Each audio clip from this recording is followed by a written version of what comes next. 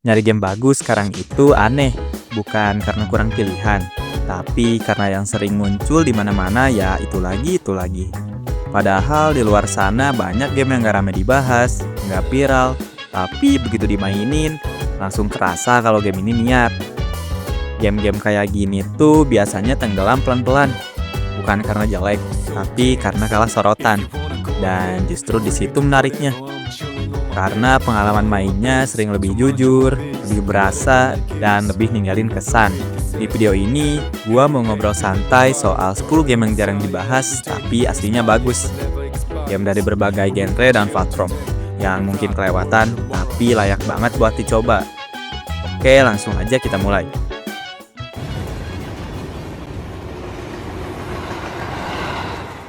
Dan di list nomor 1 ada Gris. Gris adalah game platformer naratif yang dirilis pada tahun 2018 dan tersedia di PC, PS4, Xbox, Nintendo Switch, dan mobile. Secara gameplay, lo nggak akan nemu combat atau mekanik ribet. Lo cuma jalan, lompat, dan nyelesain puzzle sederhana sambil menikmati visualnya. Tapi alasan Gris masuk list ini bukan karena gameplaynya, melainkan karena cara game ini bercerita. Tanpa satu kata dialog pun, Gris berhasil nyampein tema kehilangan, kesedihan, dan penerimaan. Musiknya pelan tapi pas, warnanya berubah seiring progres cerita, dan semuanya kerasa personal. Ini game yang kelihatannya simple, tapi ninggalin rasa setelah tamat.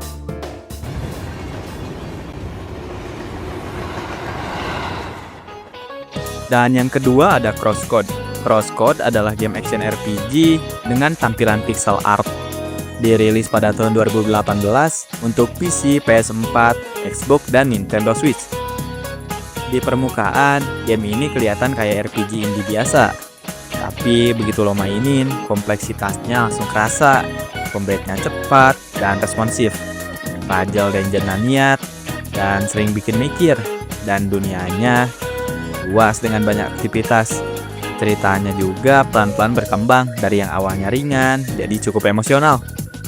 Ini game yang butuh waktu, tapi semakin lama lo main, semakin kelihatan betapa matangnya desain game ini.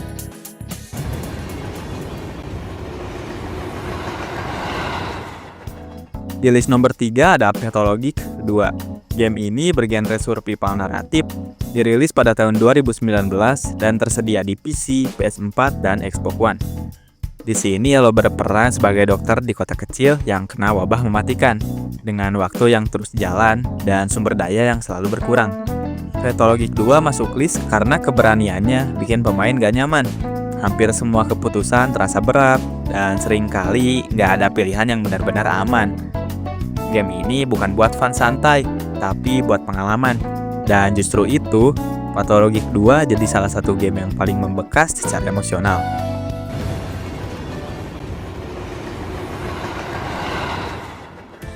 Yang keempat ada Outer Wild. Outer Wild adalah game exploration adventure yang dirilis pada tahun 2019 untuk PC, PS4, PS5, Xbox, dan Nintendo Switch. Game ini berputar di satu sistem tata surya kecil dengan mekanisme time loop. Yang bikin Outer Wilds luar biasa adalah rasa penemuannya. Gak ada quest marker yang maksa, gak ada urutan cerita yang kaku. Semua pengetahuan lo dapat dari eksplorasi. Makin lama lo main, makin kerasa betapa cerdasnya desain dunia dan ceritanya.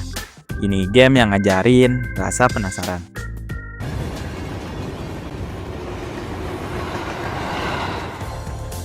Dan yang kelima ada Soma. Soma adalah horror sci-fi yang dirilis pada tahun 2015 untuk PC, PS4, dan Xbox One. Gameplaynya fokus ke eksplorasi dan menghindari bahaya, bukan adu senjata. Alasan Soma masuk list ini adalah ceritanya yang dalam dan bikin mikir. Game ini ngebahas soal kesadaran, identitas, dan eksistensi manusia dengan cara yang pelan tapi menghantui. Banyak momen di mana lo berhenti main game sebentar bukan karena takut, tapi karena kepikiran sama pertanyaan yang dilempar oleh game ini.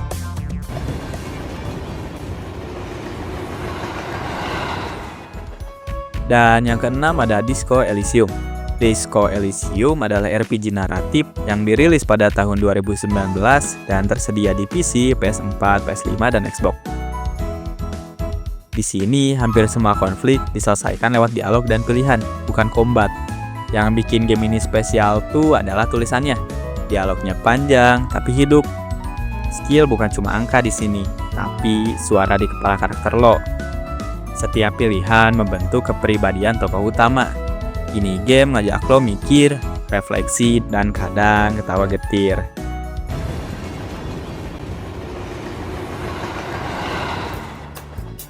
Nomor 7 ada Observer System Redux. Observer adalah psychological horror cyberpunk versi Redux yang dirilis pada tahun 2021 untuk PC, PS5, dan Xbox Series. Lo main sebagai detektif yang bisa masuk ke ingatan orang lain. Game ini jarang dibahas, tapi atmosfernya kuat banget. Dunianya gelap, suara dan visualnya bikin gak nyaman, dan ceritanya pelan tapi konsisten. Ini bukan horor buat kaget-kagetan, tapi buat bikin lo merasa gak tenang sepanjang permainan.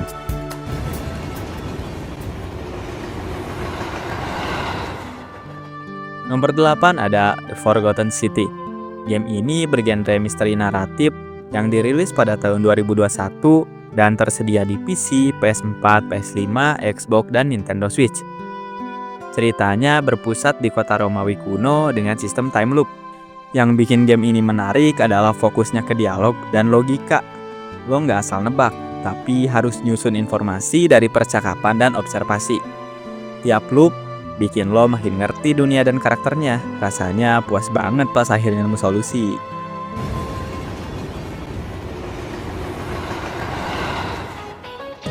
Dan yang nomor 9 ada Kentucky Route Zero.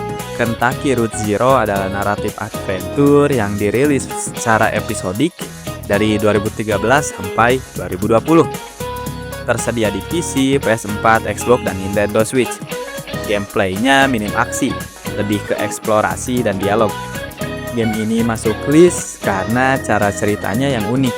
Gak semuanya dijelasin, banyak simbol, banyak keheningan, dan banyak momen yang terasa surrealis. Ini game yang bukan buat semua orang, tapi buat yang cocok. Pengalaman ini susah diganti.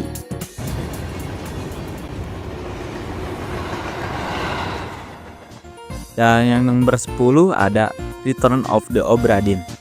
Return of the Obra Dinn adalah misteri puzzle yang dirilis pada tahun 2018 dan tersedia di PC, PS4, Xbox, dan Nintendo Switch. Visual hitam putihnya unik dan gameplaynya fokus ke investigasi. Lo harus nyusut sendiri siapa mati bagaimana dan siapa pelakunya. Tanpa hin berlebihan, game ini percaya penuh sama pemainnya. Dan justru karena itu, tiap jawaban yang berhasil lo pecahin rasanya satisfying banget.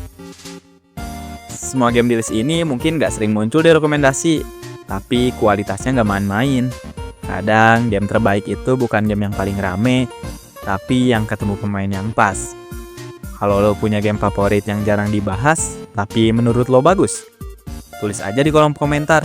Thanks udah nonton, santai aja, dan sampai ketemu di video selanjutnya.